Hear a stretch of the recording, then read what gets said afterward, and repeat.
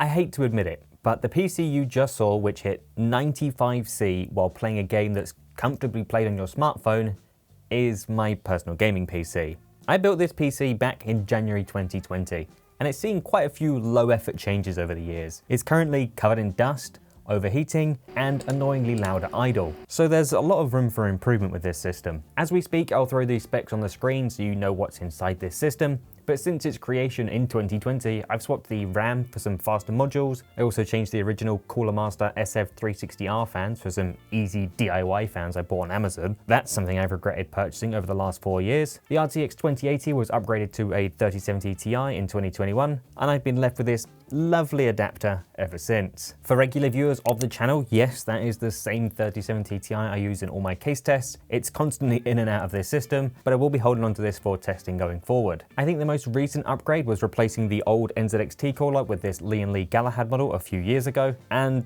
other than that, it's not seen much love. This system lives up in the house, not in my shed/studio where I spend most of my time. So any upgrades or changes would involve me carrying this giant heavy system all the way down the garden into my shed where my tools and cameras and lights are. So I just keep putting things off or just quickly changing something and then think, I'll do it properly later. There's a lot of examples of that. The reason all these slots are missing is because there used to be a vertical GPU riser in here.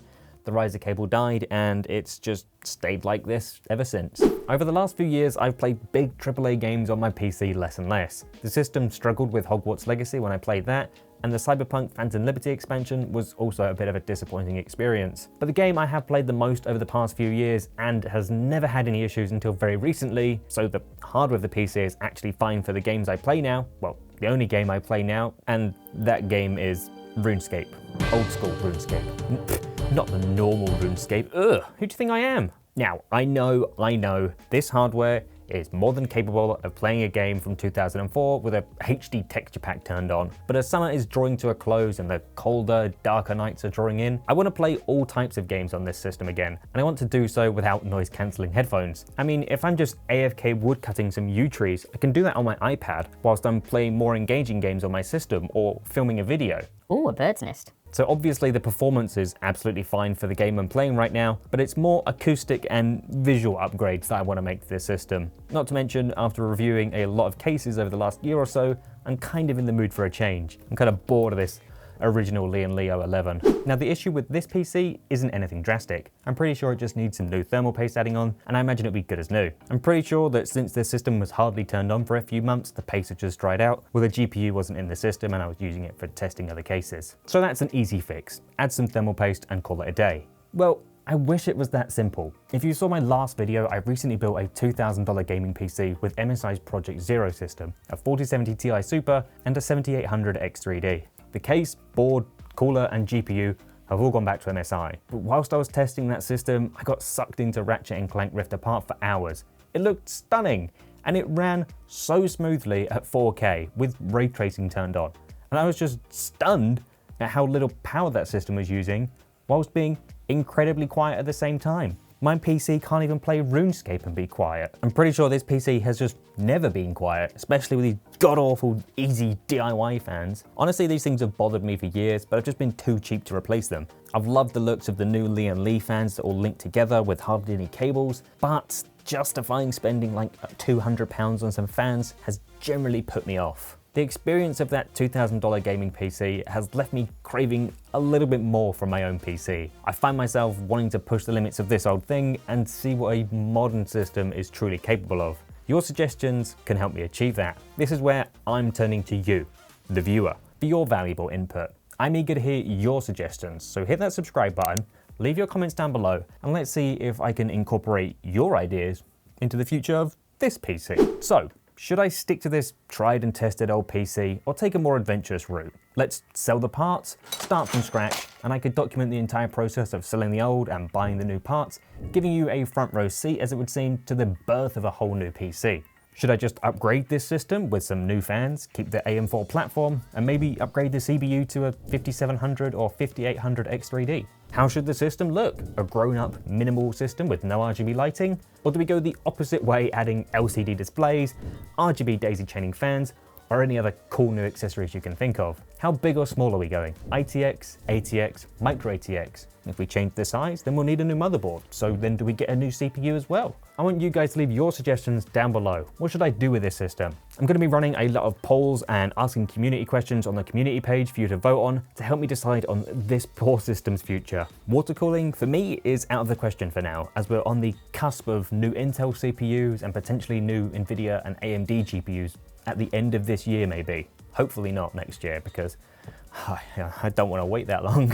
So if I'm being honest, it seems kind of silly to go and upgrade to what is the best of the best right now when they're so late into their lifespan. I'd rather wait until the new products are released, see the performance improvements, and then decide. A lot like what I did for that MSI build. I waited for the 9000 series to come out, saw how bad it was, and just went ahead and bought a 7800X3D.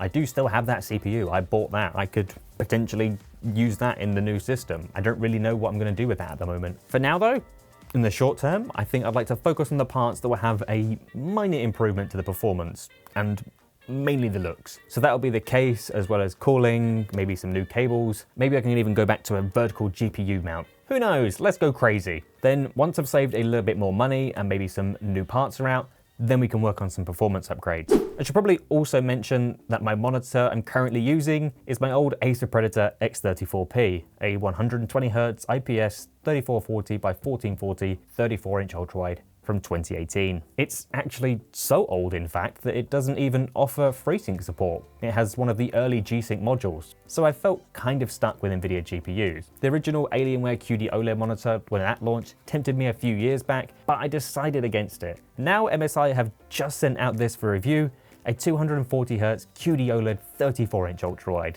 Basically my dream gaming monitor, fixing the small issues that were present on that Alienware display. I'm just imagining listening to Sea Shanty 2 while fishing for sharks in the fishing guild, taking full advantage of those deep blacks and instant response times on that QD OLED panel.